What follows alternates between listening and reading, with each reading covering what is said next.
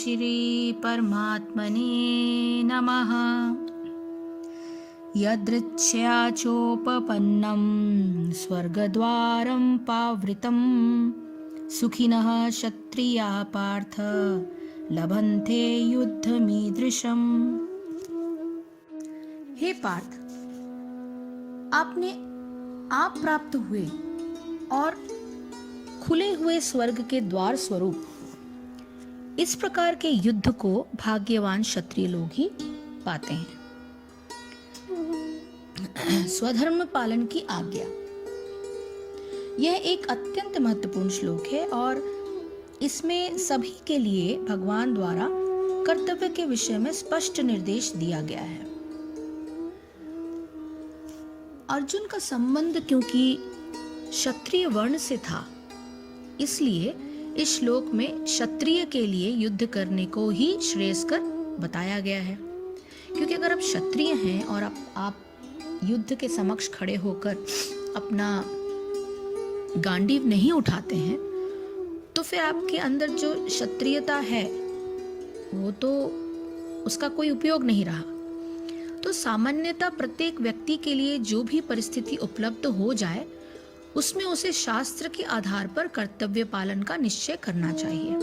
अतः यहाँ युद्ध का कर्तव्य पालन के रूप में ही विचार करना चाहिए। इस श्लोक में भगवान कहते हैं कि कर्तव्य पालन में उद्देश्य और परिणाम का तो विचार करना चाहिए, किंतु उससे किसी प्रकार सुख भोग अथवा दुख भोग की संभावना को स्थान नहीं देना चाहिए।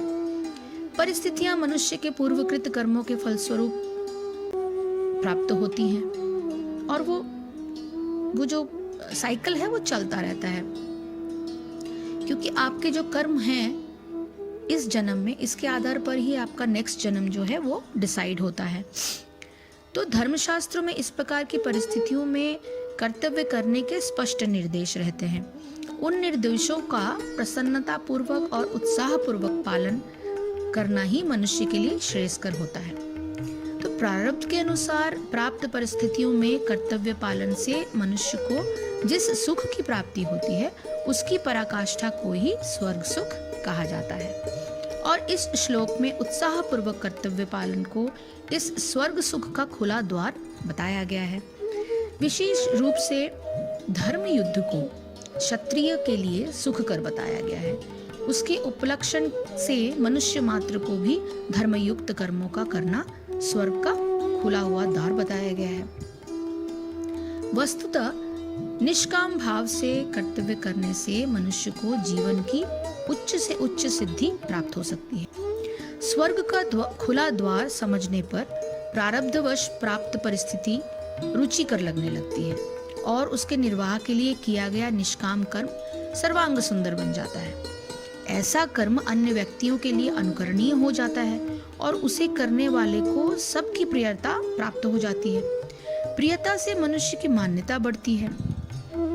ऐसे व्यवसाय की साख में वृद्धि होती है और ऐसे कार्मिक को सेवा योजन में बहुमूल्य अवसर मिलते रहते हैं। निष्काम कर्म का और उससे प्राप्ति होने वाली उच्चतम सिद्धि का विवेचन तीसरे अध्याय में विस्तार पूर्वक किया जाएगा। पर इस श्लोक में अनमने भाव से कर्म करने की वृत्ति पर गहरी चोट की गई है। अर्थात आप कोई भी कर्म हो जो आप रोल प्ले करने यहाँ आए हो, तो आपके रोल के अनुसार अगर आप ढंग से रोल प्ले नहीं कर रहे हो, आप अपने कर्मों को पूरा कर नहीं रहे हो, तो फिर उसका जो परिणाम होगा वो परिणाम सही नहीं होगा। तो वो कहते हैं कि हे पार्थ, वे क्षत्रिय सुखी हैं जिन्हें ऐसे युद्ध के अवसर अपने आप प्राप्त होते हैं, जिसके लिए उनके लिए स्वर्ग के द्वार खुल जाते हैं। विश्व के परम गुरु भगवान श्री कृष्ण अर्जुन की इस प्रवृत्ति की भर्त्सना करते हैं जब वो कहता है कि उसे इस युद्ध में कुछ भी तो लाभ नहीं दिख रहा, इससे नरक में शाश्वत वास करना होगा।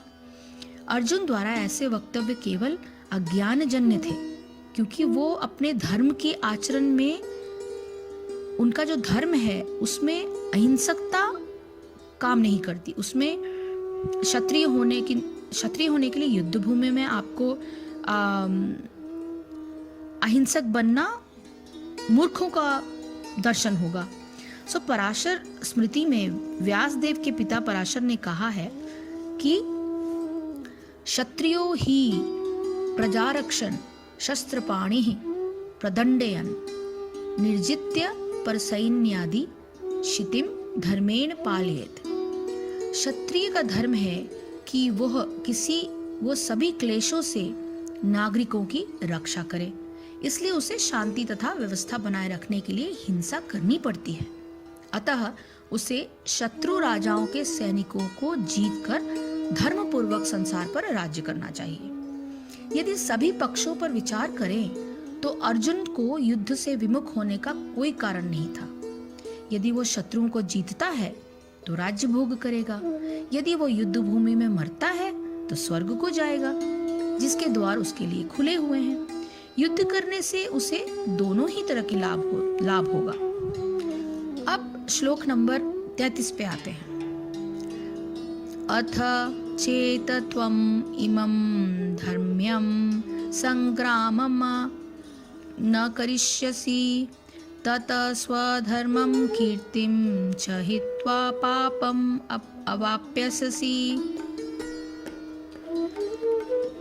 किंतु यदि तुम युद्ध करने के स्वधर्म को संपन्न नहीं करते तो तुम्हें निश्चित रूप से अपने कर्तव्य की उपेक्षा करने का पाप लगेगा और तुम योद्धा के रूप में भी अपने यश को खो दोगे। तो इसका तात्पर्य यह है कि अर्जुन जो है वो विख्यात योद्धा थे, जिसने शिव आदि अनेक देवताओं से युद्ध करके यश अर्जित किया था। शिकारी के वेश में शिवजी से युद्ध करके तथा उन्हें हराकर अर्जुन ने उन्हें प्रसन्न किया था और वर के रूप में पशुपतास्त्र प्राप्त किया था। सभी लोग जानते हैं कि वो एक महान योद्धा थे। स्वयं द्रोणाचार्य ने उन्हें आशीष दिया था और एक विशेष अस्त्र प्रदान किया था, जिससे वो अपने गुरु का भी वध कर सकता था। इस प्रकार वो अपने धर्मपिता एवं स्वर्ग के राजा इंद्र समेत अनेक अधिकारियों से अनेक युद्धों के प्रमाण पत्र प्राप्त कर चुका था। किंतु यदि वो इस समय युद्ध का परित्याग करता है तो वो न केवल क्षत्रिय धर्म की उपेक्षा का दोषी होगा, अपितु उसके यश की भी हानि होगी और वो नरक जाने के लिए अपना मार्ग स्वयं तैयार कर लेगा। दूसरे शब्दों में अगर हम कहें तो वो युद्ध करने से नहीं, अपितु युद्ध से पलायन करने के कारण नरक का भागी होगा। कितनी सुंदर सी बात है यहाँ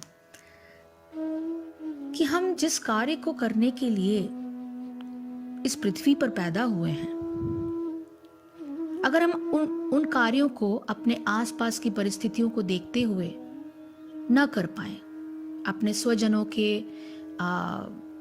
व्यवहार से, अपने आसपास के लोगों के व्यवहार से अपनी अच्छी चीजों को संजोग कर न रख सके और अपने अच्छे व्यवहार को उनके व्यवहार के जगह पर लाके खड़ा कर दें, तो ये तो नरक का द्वार खोलने की बात हो गई। जब हमारे अंदर अच्छाइयां हैं, उन अच्छाइयों को पकड़कर चलना ही हमारा कर्तव्य होगा।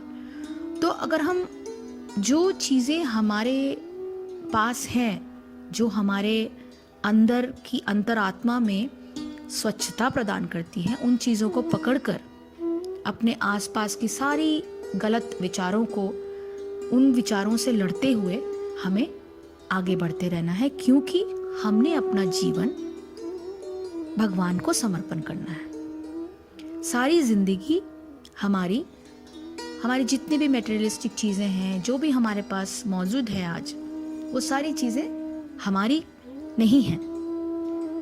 हमने वो चीज कमाई कैसे? अपने पूर्व जन्म के संस्कारों की वजह से।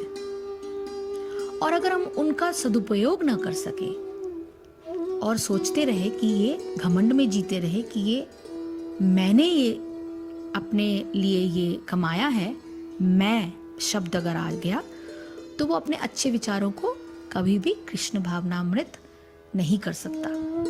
तो वो समर्पण की भावना तभी आएगी जब आप अपने विचारों को स्वच्छ रखते हुए, अपने धर्म के पालन को करते हुए आप आगे बढ़ोगे।